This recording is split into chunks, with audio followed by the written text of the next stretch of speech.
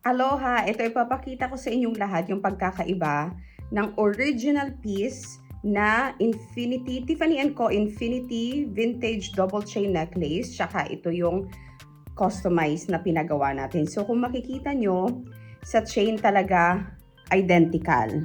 So ang hirap hanapin ito kasi dito hindi siya available sa market ng Kuwait. Dito naman, pag nakita niyo yung pilipit na to, yung Infinity, so vintage to ha, kasi hindi siya yung the usual or yung common na Infinity na symbol. So makita nyo, talagang solid siya and mas makapal siya. So full yellow 18 karat gold. Pagdating naman sa length, itong nakuha namin na original piece is hindi siya adjustable. Na hindi kagaya nitong pinagawa natin is ginawa namin siyang optional length na 16 to 18 inches para may option kayo kung gusto nyo siyang maiksi or mahaba.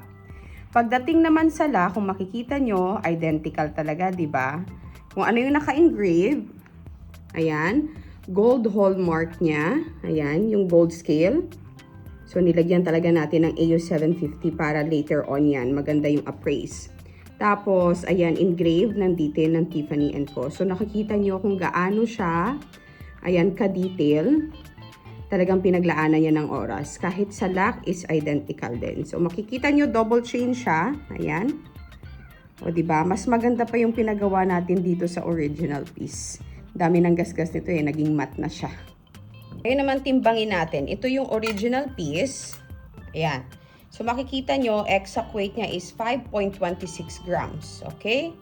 So, sa atin, alam nyo naman na pag nagpapagawa tayo, sinusubukan nating mas mabigat siya koonti kaysa sa original niya na weight. So, ito yung customized natin. So, almost 6 grams na siya. Sana mas malinaw na sa inyo yung details at meron naman kami na-prepare yan na mga photography shoot para mas makita nyo yung talagang eksaktong detail ng mga pinapagawa nating luxe jewelry. So, saan ka pa? Sa JD's Closet lang yan.